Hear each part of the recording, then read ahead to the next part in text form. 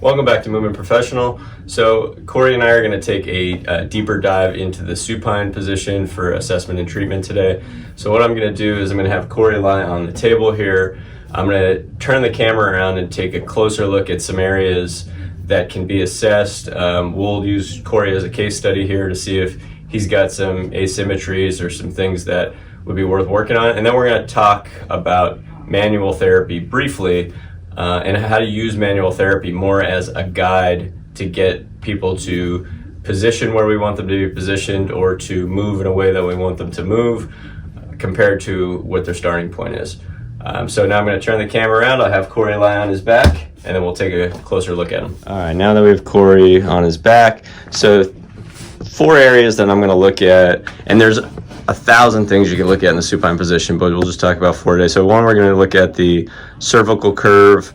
There's no pillow here, so I just want to see how easy is it for the base of his skull, the most posterior part of his head, to be in contact with the table, and how big is the curve or the tunnel that would be the neck curve from, so from the back of the neck to the table, how big is that?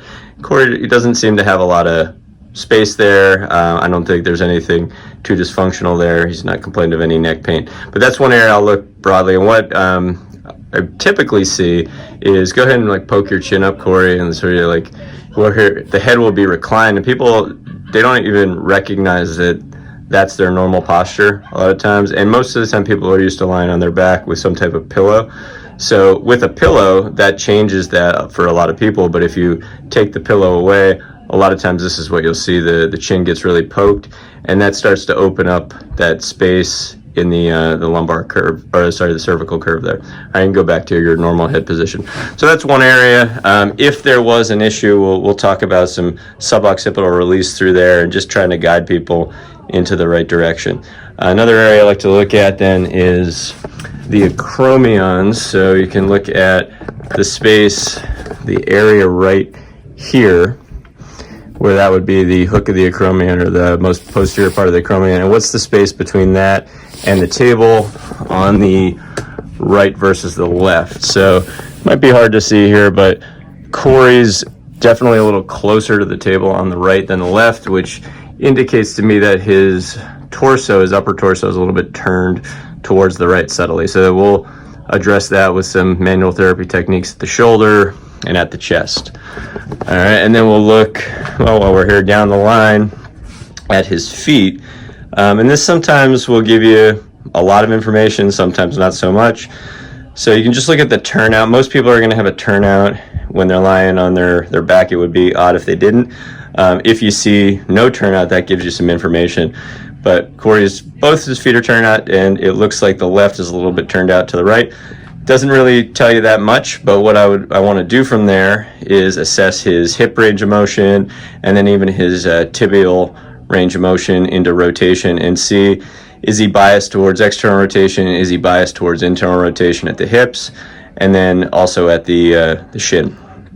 All right, so right now, if we just look at a turnout, we think, oh, everything is turned out, but a lot of times there's going to be compensations through the line. So if things are turned out, you may think, okay, everything's going towards external rotation, but there's reasons to believe that it could be the hip wants to turn in towards internal rotation, but the shin then wants to go into external rotation. So we'll try to differentiate that, and then either way we'll figure out which direction the hip doesn't want to go, and then we'll do some manual therapy to get it going in that direction. All right, and then the last thing, Corey, go ahead and pull your shirt up a little bit above your belly.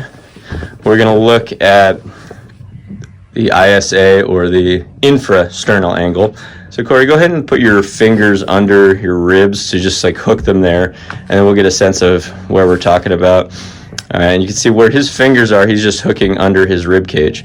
And what you can usually get an assessment of is how wide that is. So Corey's is decently wide, but then I think what's more important is the symmetry. So if we look down the line here, we can see, his left hand is actually a little bit lower than his right, but let me see it from a different angle here. When we were assessing this before, we see that this left side is a little bit more flared out, while this side here is a little bit more down. So you can think of this as a narrower right side and a bit of a wider or more horizontal left side. All right, and then that's going to be something that we can do some manual therapy with some breathing techniques. So having this a little bit more flared out here compared to this side, what that usually indicates is on the back side, there's a little bit more extension, or the lumbar spine is going to be a little bit more away from the table than on the opposite side. Because the opposite would be if I pushed down and in, which is going to be the manual therapy technique we go towards, I'm usually creating a push more posterior. So the back of this rib cage and then even the lumbar spine will start to move more down into the table. All right, and anytime there's more contact with one side of the spine into the table than the other side, that's creating a subtle rotation towards that side.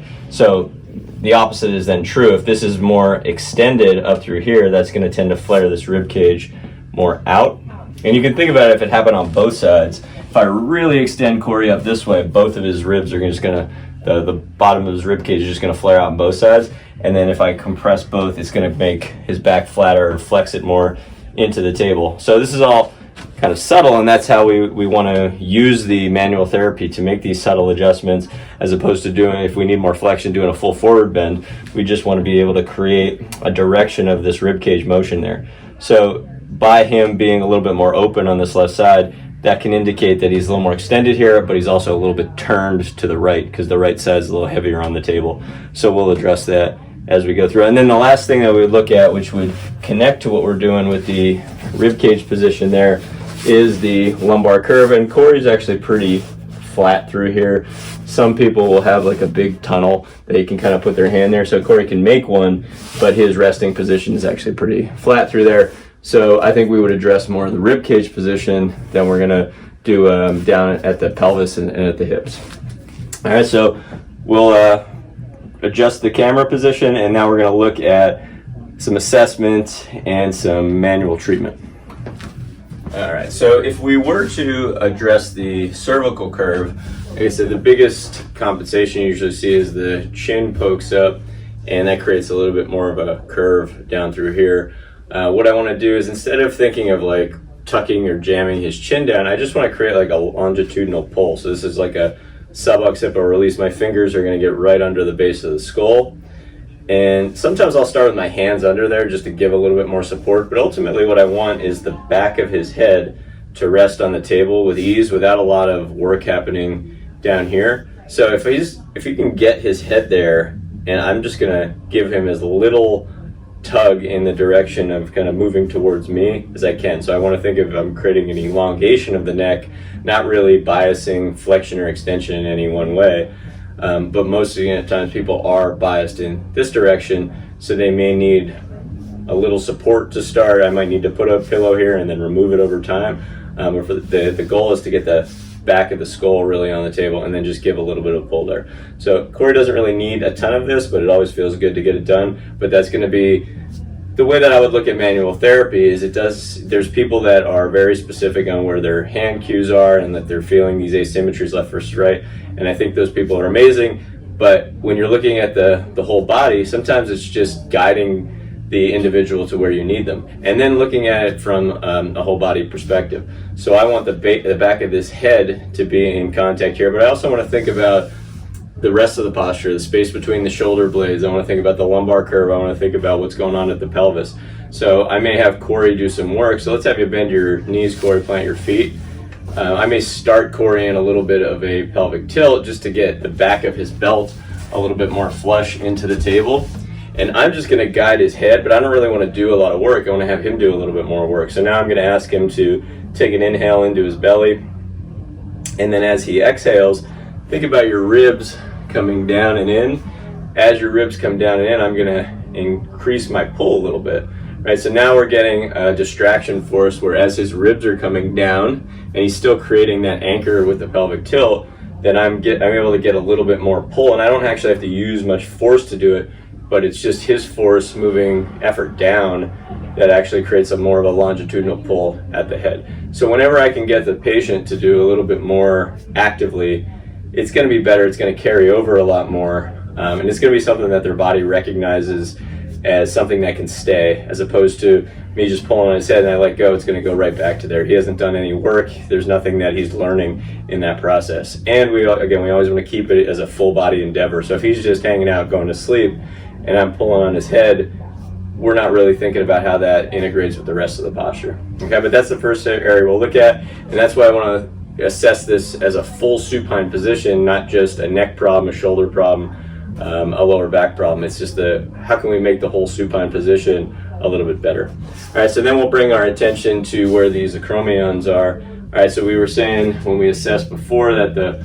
right side is a little closer to the table than the left.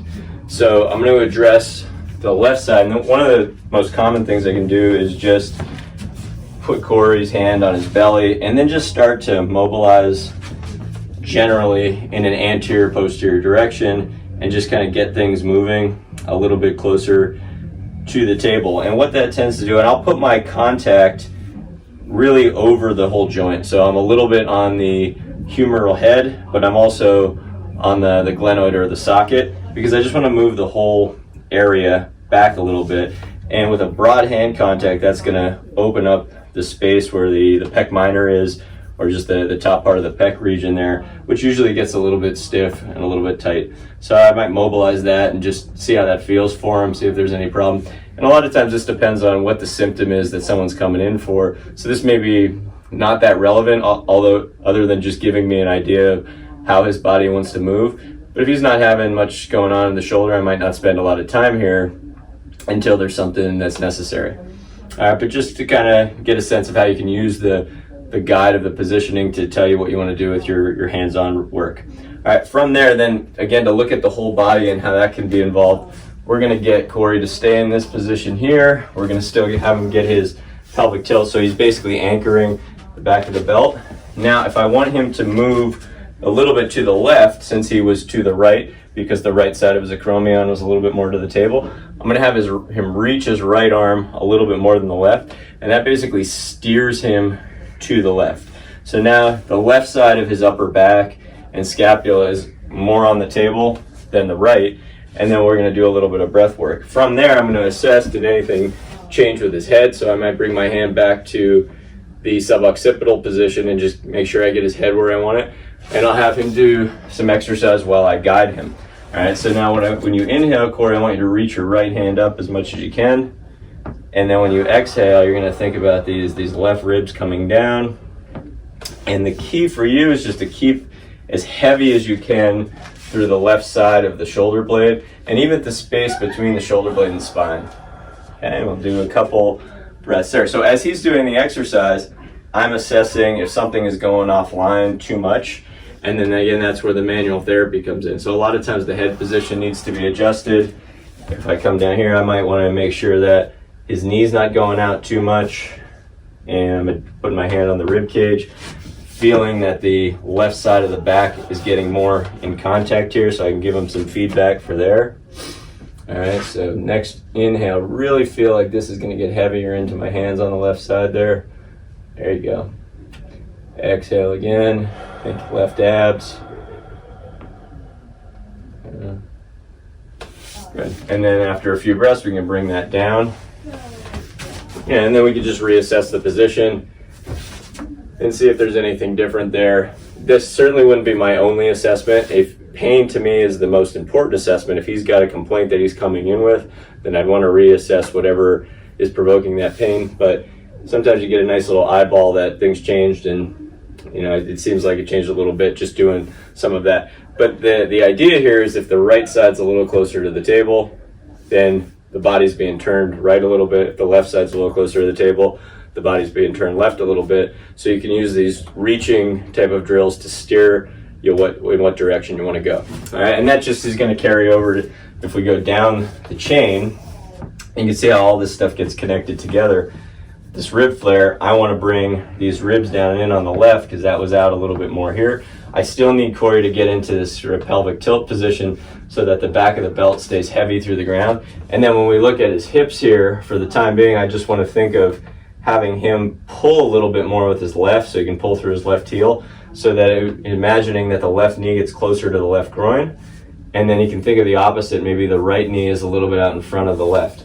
So that's going to steer him to the left, just like the arm reach steered him to the left by reaching the right more than the left. So I'll have Corey put his hands down right now, but we can absolutely do both together. And then I'm just going to have you take a couple breaths. So this time when you inhale, think about reaching your right knee a little bit. And then when you exhale, think left abs, and I'm just going to guide those ribs down. Down and in. Inhale, reach the knee. And then exhale, down and in. And I have my other hand under here, just making sure that things are staying heavy. Because a lot of times as the hamstring starts to engage, one of the common compensations is to start to extend from the lumbar spine a little bit. So we want that to be heavy. We want to make sure that the knee stays in line with the body. Everything doesn't start to turn out or rotate a little bit too much to the left there.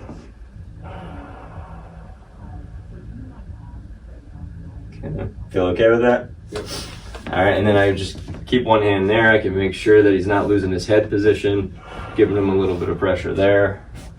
All right, and so often the breath becomes the guiding force to trying to create change with the manual therapy stuff. So my hands are doing less of the work, and it's his breathing and his muscle contractions, and I'm just trying to guide him in the direction I want him to go. Okay. And come out of there.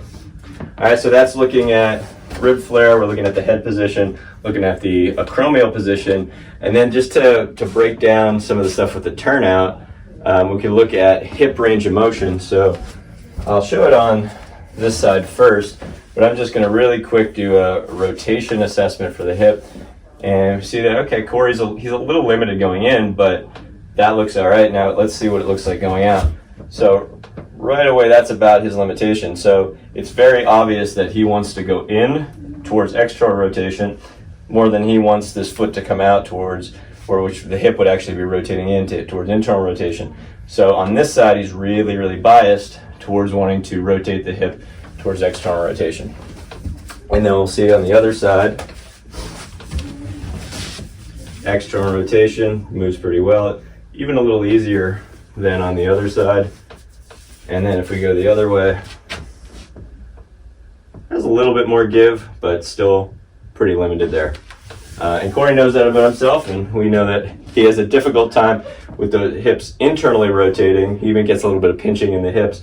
But that's going to give us some information of, all right, maybe that's why both feet are turning out, like everything's turning out through there. He's certainly got some differences in his tibial rotation. So the way we can look at tibial rotation is I'm just going to try to move the ankle in and see where there's a stop, move the ankle out, see where there's a stop.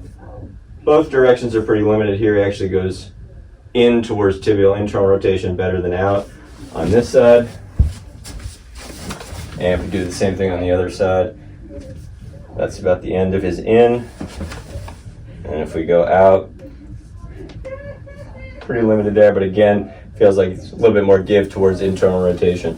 So I would treat him at the hip before thinking about doing anything at the tibia. And a lot of times the way you work on tibial rotation is having the feet planted in different angles while the hips start to move a little bit better.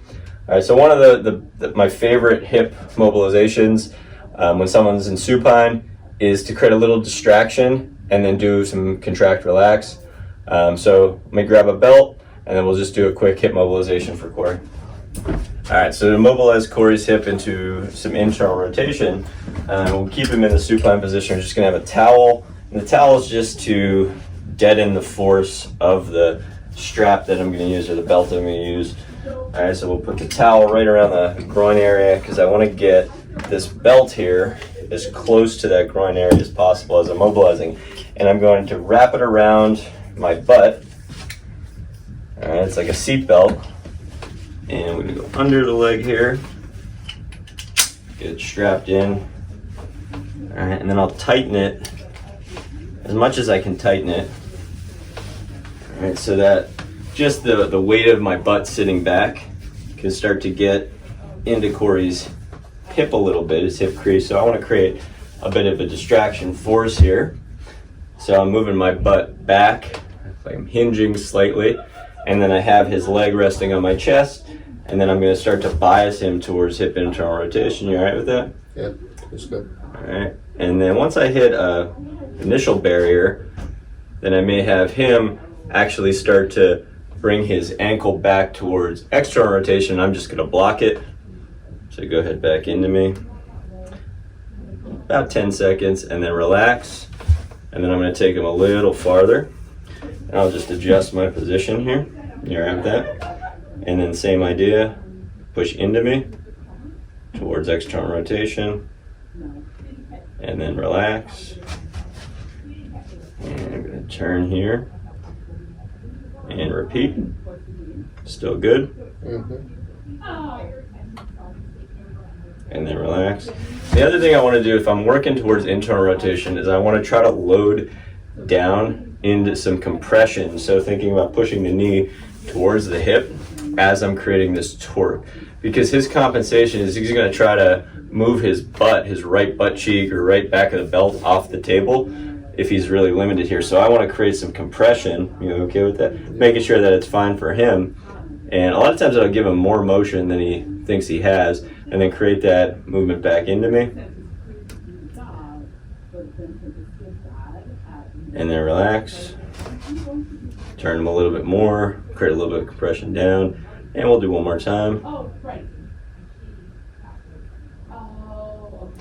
And relax. Okay. You all right with that? Yeah. And just take the belt off. And really quick assess. Is there a little bit more give into the motion? And a little bit. He's still got a ways to go, but we're moving there. How's that feel to you? It's a little better. And a lot of times with someone like Corey who's real strong and powerful, what we're looking for is just a little bit of give at first, as opposed to a ton more degrees of the range of motion. But I felt definitely a lot more give where before it was like a hard block. So I think that's going to be something that's worth working on. And then we got to think about, all right, what can he do on his own to recreate that? Hopefully that makes sense. If you have any questions, you can go to movementprofessional.com. See you next time.